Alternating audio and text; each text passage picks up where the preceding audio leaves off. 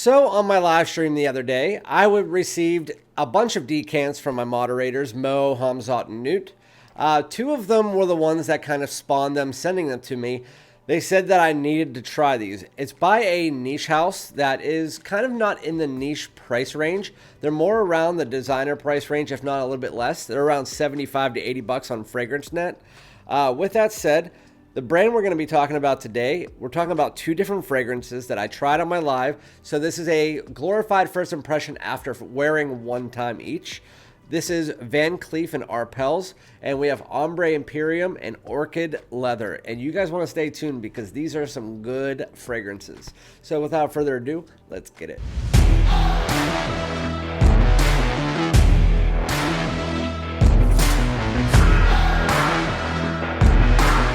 Alright, my great smelling dudes, welcome back to my channel. My name is Randy, aka FragranceDoud. Thanks so much for joining me again today.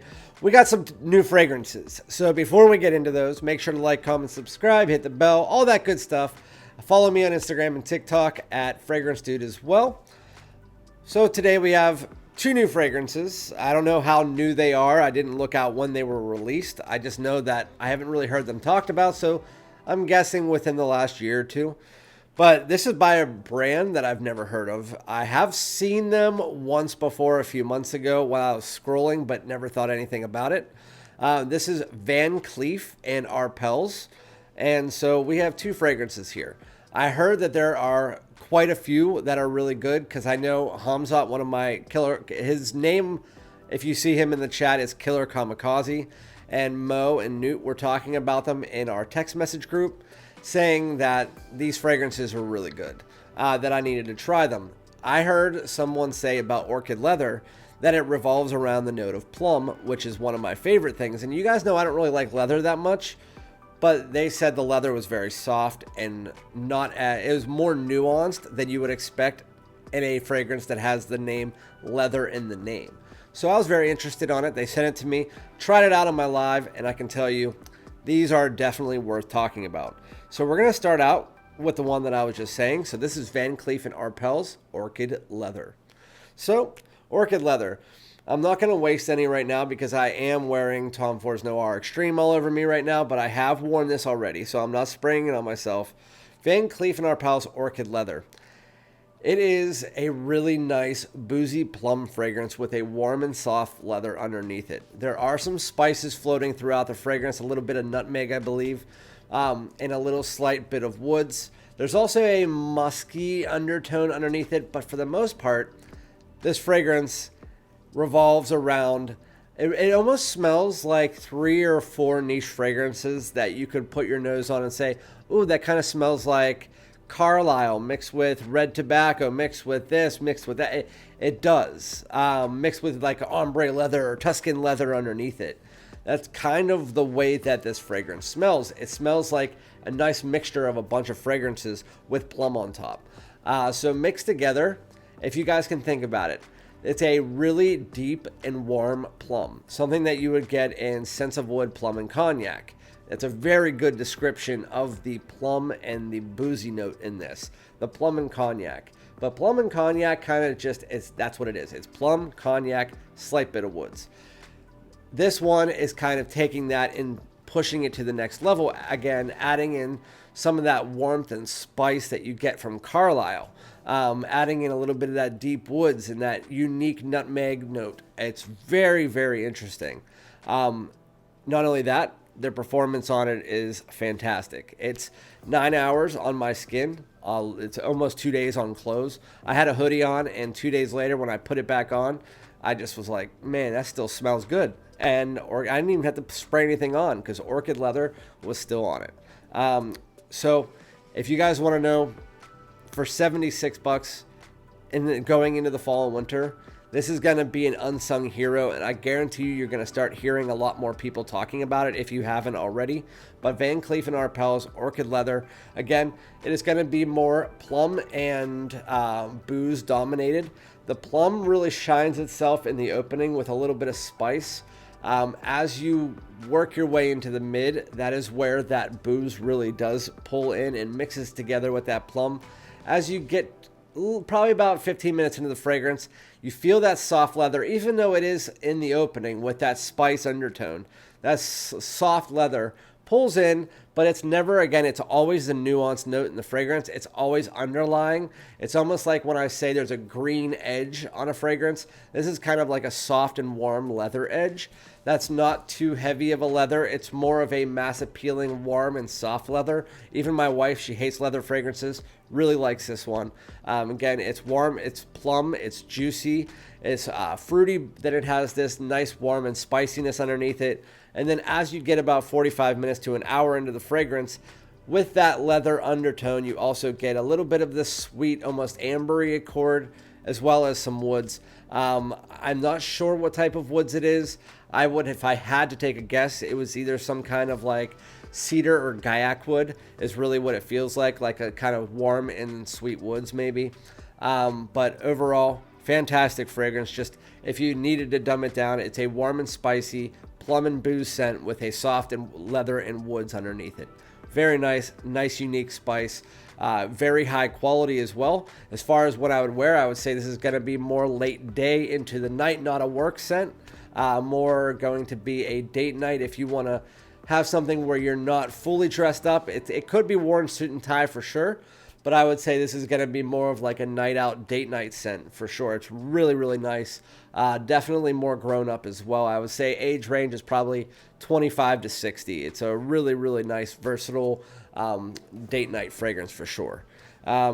It's definitely niche style too. It's very eclectic, so it's not something that you would smell from any other designer fragrance out there. So going into the next one. So Orchid Leather, it's a must buy. I love it. I think it's great. If you like plum, if you like a little bit of leather, if you like woods, if you like booze, if you like any of that, try it out. If you like Carlisle, try it out.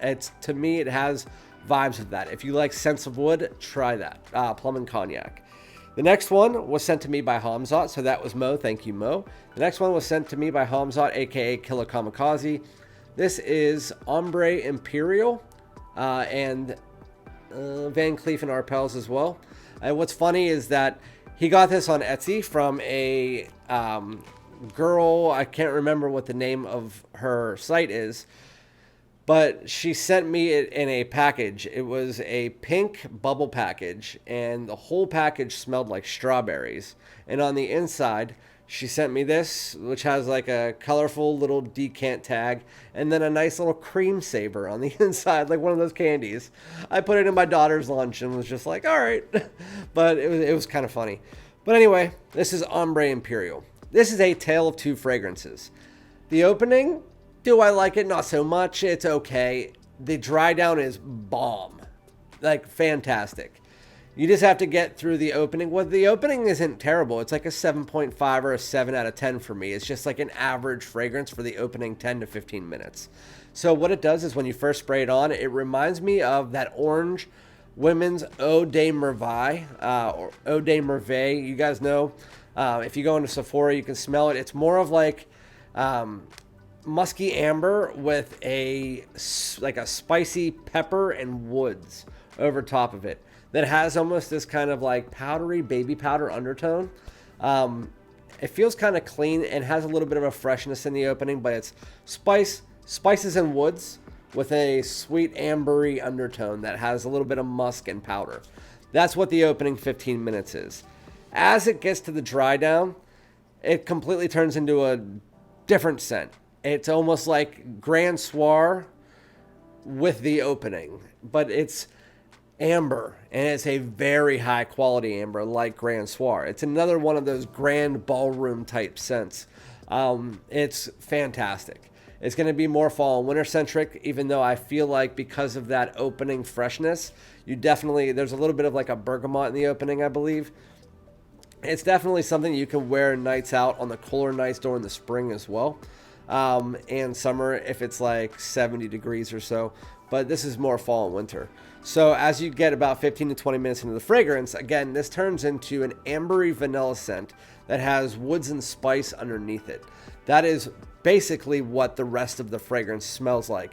It is a very high quality amber, a very high quality spice and woods mixed together with that really nice semi-creamy vanilla. That's where the powder kind of goes away and you get more of a creamy vanilla, kind of like when you get in Grand Soir. This fragrance is high quality. It's mass appealing. Again, the opening, not so much. The opening is going to be a little bit harder for people to get their noses around. These are high quality niche scents. So you're not going to get these and say, this is going to be one that I'm just going to wear all the time as a signature scent. These are definitely going to be more situational. But with that said, I like the fact that these are priced right. These are like, I mean, I would pay $150 for them because they are worth it. The quality and everything is great. But just because they're situational, I'm glad that price is down to $75. But anyway, Ombre Imperial. This is another one that, just like Orchid Leather, for me on my skin, I got 8.5 hours. So that was only the one time I wore it. It could be more, it could be a little bit less. On my clothes, I honestly don't know. I'm guessing it's going to be another one of those day ones. But it's both of them push out around the same. The Ombre Imperial comes down after about an hour to more of a moderate scent, while the Orchid Leather stays and actually pushes out a bit more. It's above average for the first 4 hours, and then it comes down to a personal bubble.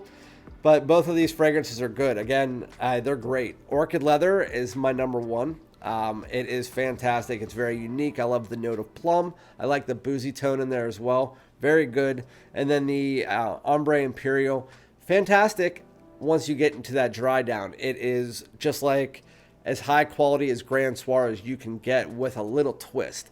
It's not clone-ish, but it has that same ambery vanilla tone that you get from it, just with a different type of spice and woods underneath it. More like a pepper almost, and a little bit different of a vanilla.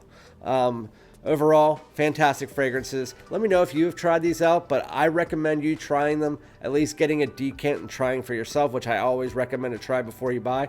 But because the prices on these are so low for these type of fragrances, I would at least try to pick which one that you want to try and then buy the bottle if you can't find a decant. Fragrance Net does accept returns if you don't like it, just an FYI. So yeah, those are great fragrances. Thank you to Hamzat and Mo. I'll be putting these in lists once I get the bottles. Like, I'm buying these bottles immediately.